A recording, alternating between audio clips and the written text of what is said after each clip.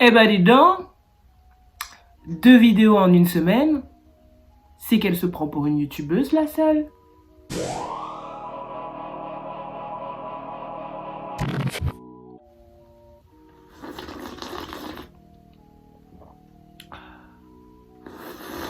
Alors aujourd'hui on arrive avec un nouveau concept, enfin je dis on mais en fait j'arrive toute seule parce que je fais cette chaîne toute seule, je monte toute seule, y a pas de problème là-dessus. Donc nouveau concept, si vous me voyez regarder vers le bas c'est très simple, je regarde mon téléphone parce que j'ai noté des choses, j'ai des notes, j'ai pris des notes parce que je vais tout simplement vous présenter une nouvelle chronique sur ma chaîne qui s'appelle Repassa. Donc Repassa c'est très simple, une réponse à une vidéo que j'ai vue sur YouTube qui m'a interpellée et qui fait que j'ai envie d'y répondre parce que j'ai envie d'y ajouter mon opinion et surtout, là en l'occurrence, mon expérience. Comme je vous avais dit dans ma dernière vidéo que j'ai sortie il y a quelques jours à peine, je vais répondre à la vidéo de Manon qui a la chaîne Daring Tia, qui a pour titre L'ex trop vieux. Le peuple l'a demandé, donc le peuple a un nouveau story time. Donc je vous invite déjà tout d'abord, avant de continuer à regarder ma vidéo, à aller d'abord checker la sienne parce que forcément je vais répondre à des choses qu'elle a dites par rapport à son expérience à elle avec un de ses ex trop vieux, et je vais faire aussi une comparaison avec les plus jeunes parce que j'ai eu l'occasion de pouvoir tester les deux plusieurs fois. Du coup, j'ai un regard qui est différent du sien et mes expériences sont clairement extrêmement différentes de son expérience.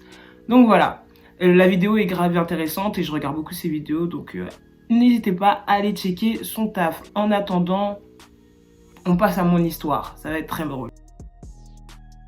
En ce qui me concerne, comme je vous le disais, j'ai eu l'occasion de sortir et avec des mecs plus vieux et avec un mec plus jeune. Quand j'ai dit des mecs plus vieux, c'est parce qu'en fait je suis sortie avec 3 personnes. Je suis pas sortie avec grand monde. Je suis sortie avec 3 mecs et dans ces 3 mecs, t'en avais 2 qui étaient plus vieux, un qui était plus vieux mais encore ça...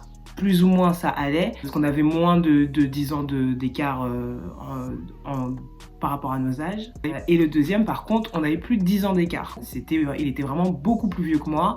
Et le troisième ex, lui, était par contre plus jeune, moins de 10 ans, mais plus jeune. Et après, je raconterai aussi mes expériences avec des bords que j'ai eus, qui étaient soit beaucoup plus jeune, soit beaucoup plus vieux. Et là, l'écart est très aléatoire parce que en fait, déjà, il faut savoir que moi, je suis une personne, je demande rarement l'âge aux gens parce qu'en fait, ça m'intéresse pas trop de savoir leur âge parce que ça les définit pas vraiment. Un âge, ça définit pas là où tu te places dans ton chemin de vie en fait, tout simplement. Et c'est là où mes expériences ont été différentes parce que Manon, quand elle explique son expérience, elle était avec spoiler alert.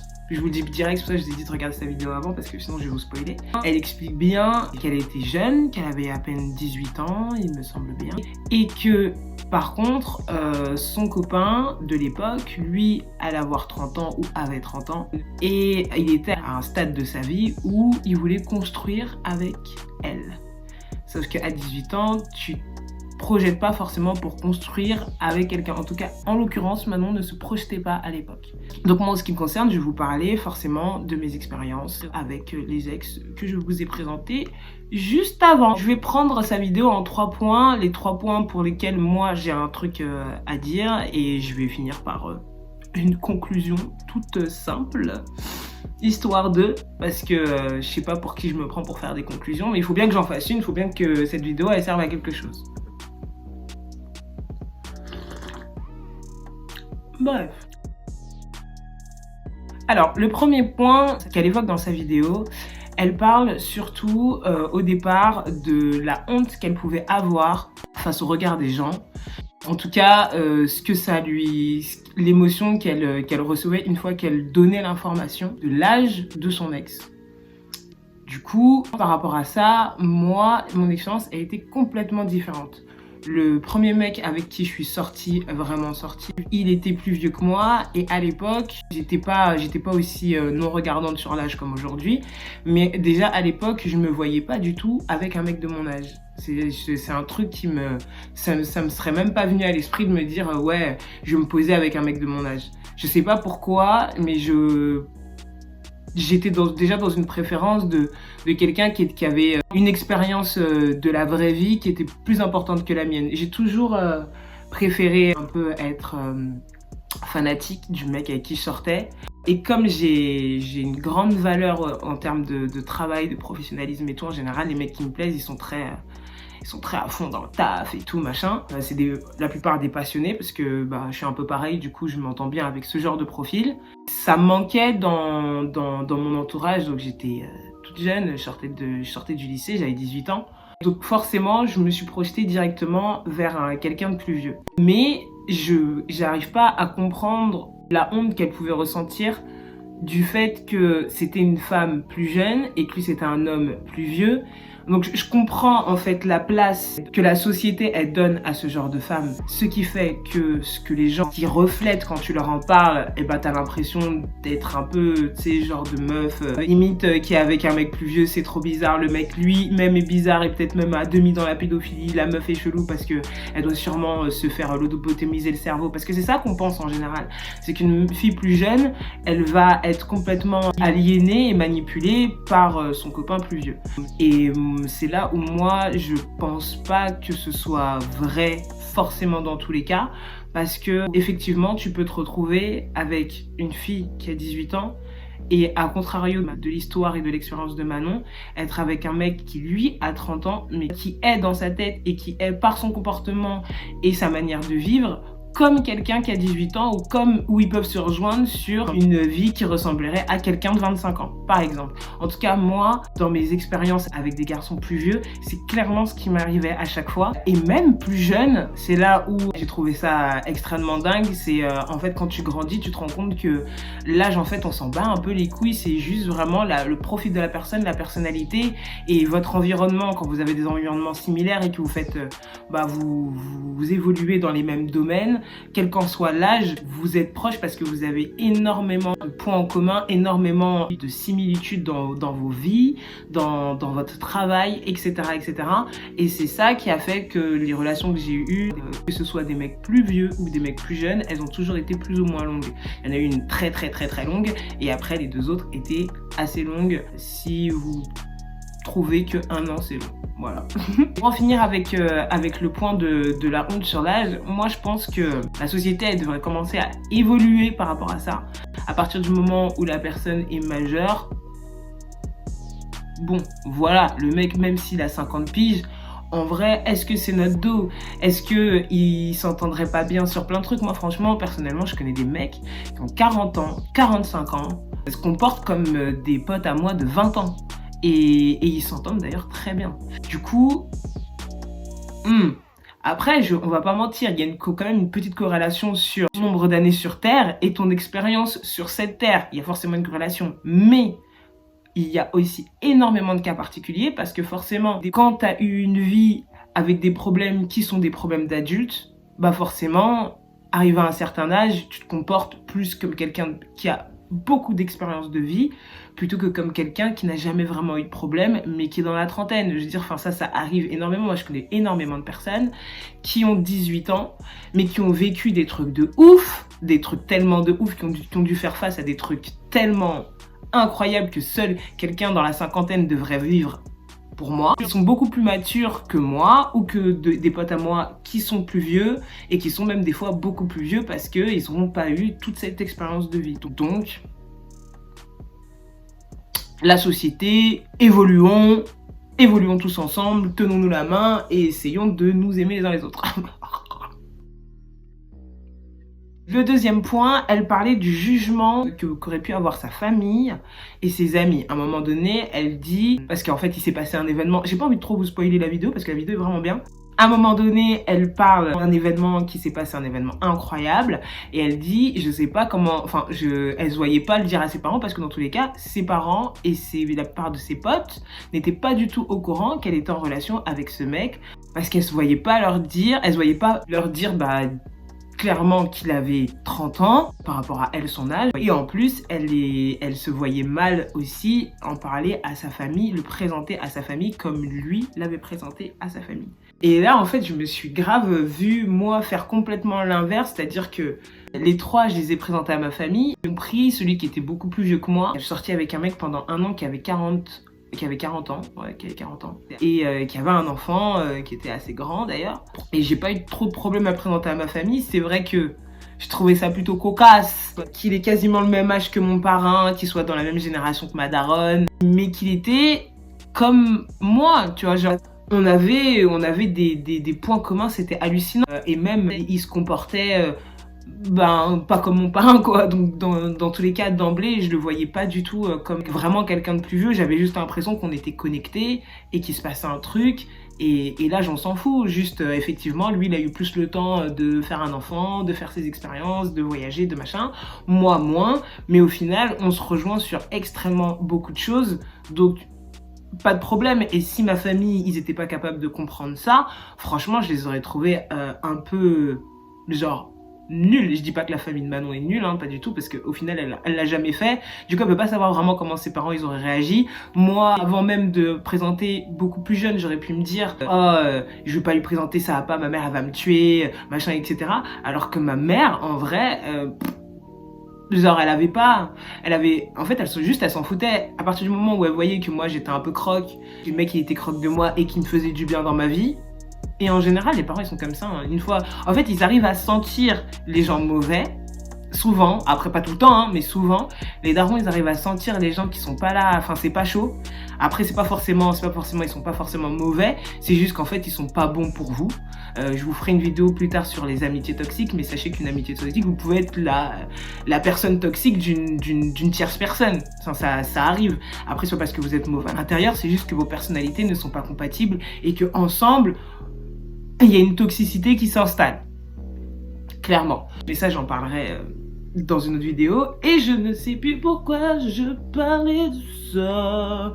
Mais en tout cas, bref, j'étais assez contente de me dire que j'ai pas eu ce sentiment et cette émotion avec des plus vieux et avec les plus jeunes. D'abord, en fait, je vous avouerai que j'ai grave de la chance dans ma famille parce que ma famille fait pas vraiment de différence sur les âges et tout. Ils s'en rendent compte, mais ils s'en foutent un petit peu.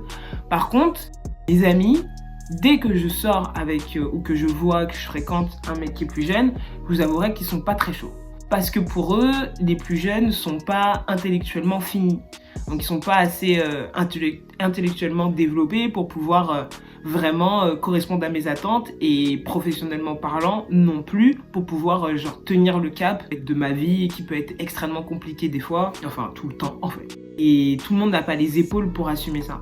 Donc c'est vrai que mes amis ils seront plus en mode non, tu devrais trouver quelqu'un plus de ton âge ou plus vieux qui connaît ton monde, qui connaît ton domaine et qui n'aura pas de mal à vivre avec, plutôt que quelqu'un qui est plus jeune et qui n'a aucune idée du monde dans lequel il s'embarque.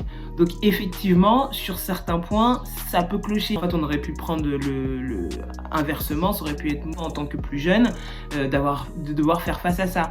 Mais là, c'est pareil. Là, comme j'en revenais au début, tout est une question de ton chemin actuel, où tu en es dans ta vie et où est-ce que tu veux aller là actuellement.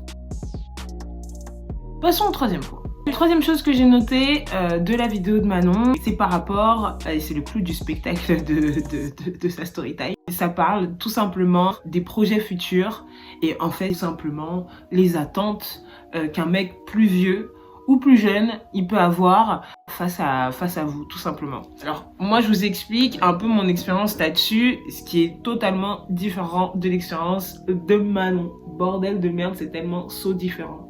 En gros, Manon elle explique que les attentes de mec de l'époque étaient très adultes au final. Ils voulaient construire, qui engage forcément de vivre ensemble, de se marier et puis après, vous voyez, faire des enfants, acheter un appartement à Levallois-Perret, tout ce qu'on connaît de la life quand tu es adulte et que tu veux construire avec quelqu'un. Et forcément, ça lui a fait peur. Ça l'a pris du temps avant de se rendre compte, mais ça lui a fait peur. Ce que je trouve absolument humain et normal pour une fille de son âge, et qui en plus a grandi dans le même style d'environnement que moi, à savoir qu'il me semble bien que Manon a grandi dans elle a été éduquée dans des établissements privés et catholiques, ce qui est mon cas. Et il me semble que c'était hors Paris Centre, ce qui est également mon cas. Donc je vois très bien le style d'éducation qu'elle a pu avoir, et effectivement, déjà quand t'es en privé et que t'es en catholique, savoir que t'as une certaine structure dont tu ne peux te défaire, hein. Moi je me souviens que je faisais un tas de conneries parce que je savais que j'étais extrêmement structurée et qu'il pouvait genre rien m'arriver de fou. Quand tu arrives dans la vie active et qu'en plus t'es en études supérieures, même quand j'ai eu mon bac et que je suis arrivée à Paris pour poursuivre un cursus supérieur que j'ai très vite arrêté. Mais effectivement, je peux pas trop être dans cette envie de... après tout dépend des personnalités et des rêves de chacun, mais c'est vrai que moi je me voyais mal, et je voyais mal toutes les meufs de ma classe également, directement après le bac, s'installer, se marier, avoir des enfants. Il y en a que très peu qui ont eu ce cursus là, donc c'est complètement humain de pas avoir les mêmes attentes. Par contre, effectivement, je pense que l'âge encore n'a rien à voir là-dedans. Je m'explique. Je peux très bien, je me souviens à l'époque, pas comme si j'étais née à cette époque-là, mais avec des documentaires, des reportages ou même des choses réelles, des pourcentages de mariage qu'il pouvait y avoir à la vingtaine. Avant, effectivement, on se mariait beaucoup plus tôt, on construisait beaucoup plus tôt. Tu pouvais te marier à 18 ans, les gens ne trouvaient pas ça ouf, mais les mœurs ont changé, le monde a évolué, les sociétés aussi, et effectivement, aujourd'hui, en tant que femme, et je pense en tant qu'homme aussi, en tant qu'être humain tout simplement, on va moins penser au mariage à la vingtaine, tout simplement parce qu'on est encore dans notre cursus éducatif, on est en études supérieures pour la plupart, donc... Ça m'a fait super peur. 20 minutes later. Donc on est en études supérieures pour la plupart, donc c'est clair qu'on va plus penser à avoir notre semestre, à valider notre année, plutôt qu'à se marier. Normal. Moi, ce que je pense par rapport à tout ça, ma conclusion, en somme, c'est que l'âge n'a pas vraiment trop d'importance. Le plus important, c'est vraiment votre chemin de vie, là où vous en êtes, là où vous voulez aller. Et effectivement, si la personne en face de vous, en plus de vous plaire physiquement, en plus de vous plaire mentalement, en plus d'avoir une espèce de connexion entre vous qui est assez cool, et effectivement le même chemin que vous, les mêmes envies, les mêmes attentes, quel qu'en soit son âge, on s'en fout. Sautez et vivez votre amour comme never. Et si les gens autour de vous n'assument pas, c'est pas votre problème. Parce que dans tous les cas, comme je dis toujours, les gens ne se réveilleront pas à votre place, ils se réveilleront pas dans vos yeux et ils se réveilleront pas dans votre corps. Vous êtes tout seul bloqué dans ce corps en fait. Donc autant faire en sorte que dès que vous vous réveillez, ce soit cool en fait, que vous aimiez ce que vous avez autour de vous, que vous aimiez les gens qui sont autour de vous et que vous passiez tout simplement des beaux moments pour genre juste avoir une vie cool et paisible le plus longtemps possible, clairement. Donc ne vous prenez pas trop la tête sur l'âge si vous voyez que tout le reste, mis à part ce putain de chiffre, tout le reste, on est corda. Si tout est corda, allez-y, go on. Voilà, c'est tout pour moi. C'était ma réponse à la vidéo de Manon de la chaîne Daring Tia. Toutes les infos, choses que je ne fais jamais, mais là vu que j'ai parlé d'une chaîne YouTube, vous pouvez la retrouver en barre de description. Voilà, tout simplement.